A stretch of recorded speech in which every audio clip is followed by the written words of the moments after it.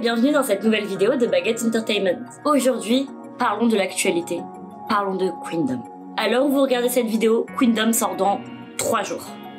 Je crois. Je suis pas sûre. Mais avant de parler de ça, nous fêtons nos 6 mois sur cette chaîne YouTube.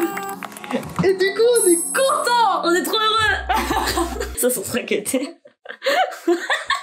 Je pense que les teasers sont déjà sortis. D'ailleurs, on a déjà eu de nombreux teasers photos. Et je vais pas vous mentir que c'est une année que j'attends énormément, dans le sens où Queendom et Kingdom de manière générale, c'est une émission incroyable qui met grave en valeur les groupes actuels, surtout les moins cotés on va dire. De base, les Survival c'est une émission que j'adore parce que je trouve qu'on peut mettre le talent au maximum, mais du coup de faire des genres de Survival avec des idoles actuels et des groupes actuels, c'est genre trop bien et ça a une visibilité de fou. Cette année en plus, moi qui adore les girl groups, j'ai pratiquement tous mes girl groups préférés dans cette saison 2. Alors là, c'est vraiment pour moi une compétition entre les queens de la K-pop. Du coup, essayons de classer tous les artistes en fonction de quelques catégories.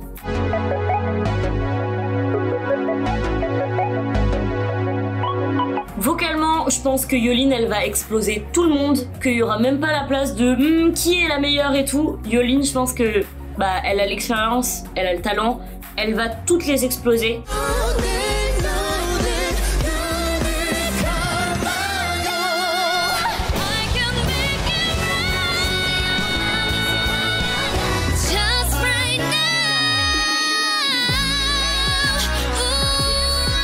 J'ai un peu d'espoir pour Woo Sonyo avec Yeojang qui va peut-être pouvoir faire une petite collab ensemble, ça pourrait être stylé.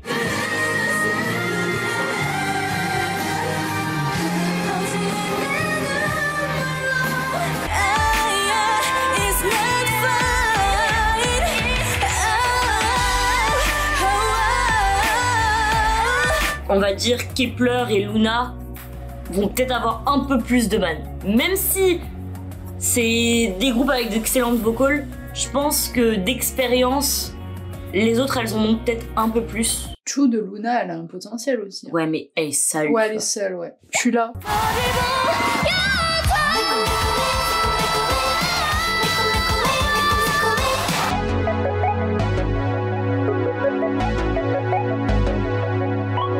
Luna va tout exploser. C'est simple, c'est clair. Je pense que de manière générale, quand tu es solo ou que t'as moins de membres dans ton groupe, en danse c'est plus difficile de shine. Mais alors quand t'as 1 milliard de membres, suffit d'avoir une bonne synchronisation, avoir une bonne chorégraphie, avoir des trucs un peu extraordinaires et tout. Et c'est bon. Et pour moi, Luna, pour le coup, elles ont grave l'avantage de ça, c'est qu'elles sont tous hyper talentueuses en danse et elles font tous des danses de boy group. Donc à mon avis, sur ce point-là, elles vont exploser tout le monde. En fait, Woo Sonyo c'est très girly comme dance, donc je sais pas. Yolin par contre c'est une main dancer, faut le savoir. Elle danse hyper bien, mais est-ce qu'elle aura l'avantage du fait qu'elle soit solo? Je sais pas. Brave Girls apparemment c'est pas fou.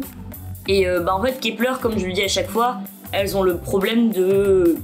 elles ont pas d'expérience du tout en fait. Donc oui, elles ont fait un survival, oui elles sont rodées, mais par contre, ça va être dur pour elles hein.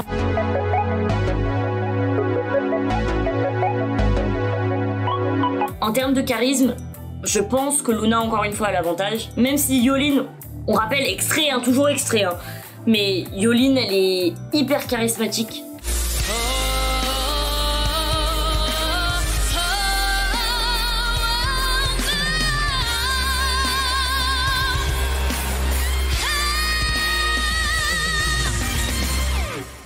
On n'est pas sur des groupes qui ne sont pas charismatiques. Genre quand on parle de Kep1er, on se souvient de toutes ces mains en fait. Elles sont toutes center dans Kep1er. C'est abusé comme c'est un groupe de center. Donc en fait elles ont toutes ce truc de quand t'es au centre, tu shine. Du coup à mon avis je m'en fais pas sur le fait que on va avoir des performances de fou. Parce qu'on a que des gens qui savent performer en fait. Contrairement à d'autres années de Kingdom où les gens, je pense à Icon ou B2B, qui sont pas des groupes où tu vas te souvenir de eux pour leur facial expression, mais plus par rapport à la performance de vocal ou de rap et tout ça. Et du coup qui sont plus là en mode chill et zen et tranquille et on rigole, tu vois. Là pour le coup je pense que ça va être très serious et que ça va vraiment se jouer aux expressions. Bon maintenant le point principal, qui va gagner?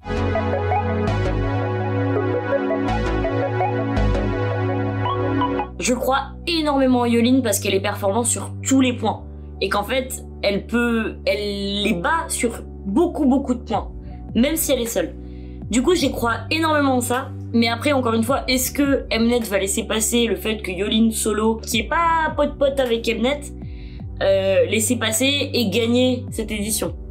Je suis pas sûre. Je me demande si on partirait pas plutôt sur une victoire de Luna, qui serait pour moi le deuxième groupe le plus performant, pas loin de Woju Sonyo. Il y a tellement de talent et c'est tellement diversifié, et en fait, tu perds tellement d'avantages quand t'es seul, contrairement à quand t'es avec plein de gens, que je sais pas si Luna, Woju Sonyo, Yolin. On est quand même sur une édition assez particulière de Queendom parce qu'on a que des nouveaux groupes. Dans le sens où Luna et Woju Sonyo sont les seuls groupes, entre guillemets, à avoir un parcours stable. Quand on parle de Yolin, on parle d'une soliste qui a déjà été dans un groupe, qui a disband il y a maintenant bien 5 années, et qui a fait 2-3 comebacks par-ci par-là. Donc qui n'a pas été active forcément dans le milieu pendant longtemps, mais qui a énormément d'années derrière elle. Quand on parle de Brave Girls, on parle d'un groupe où toutes les membres qui sont maintenant actuellement représentatifs du groupe ont débuté en 2016. Le groupe date de 2011, mais toutes les membres qui sont à Queendom cette année ont commencé leur carrière en 2016. Soit en même temps que les pré-débuts de Luna, un an après le début de Woju Sonyo, et un an après aussi le début de G-Friend, actuellement Viviz. Donc au final, le groupe qu'on appelle Sunbae est un groupe avec des membres qui ont débuté après les groupes qui sont censés être rookies. Donc est-ce qu'au final Brave Girls a un avantage? Pas du tout. Et Viviz, qui est un groupe qui vient de débuter et qui a fait un seul comeback, est issu d'un groupe qui a débuté en 2015, soit G-Friend. Donc au final, elles ont énormément d'expérience. Et Kep1er, qui est un groupe qui vient de popper. Donc au final, on se retrouve avec beaucoup de nouveaux groupes, ou en tout cas de groupes qui n'ont pas énormément d'expérience. C'est pour ça que pour moi, Luna et Woju Sonyo sont les deux groupes à avoir le plus d'avantages face à l'expérience. Pour moi, l'industrie de la K-pop, elle est tellement basée sur les groupes que ça me paraîtrait bizarre que ça soit une solo qui gagne. Aussi talentueuse soit-elle, genre même si elle défonce tout le monde, je pense qu'ils arriveraient pas à faire gagner une solo face à autant de groupes. Après justement, je trouverais ça beau qu'une solo gagne et montrer que la K-pop c'est pas que des groupes et que les solos marchent. Tu me ferais dire que Yolin n'a aucune chance?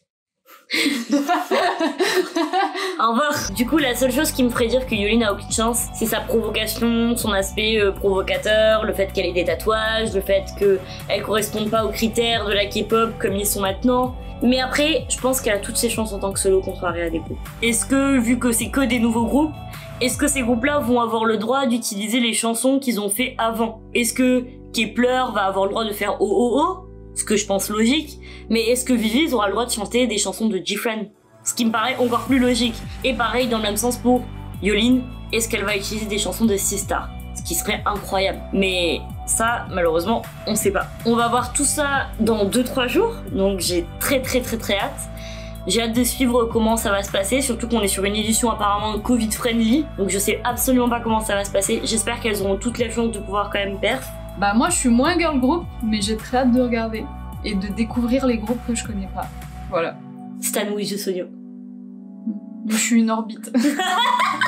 C'était Baguette Entertainment. À la semaine prochaine. Au revoir.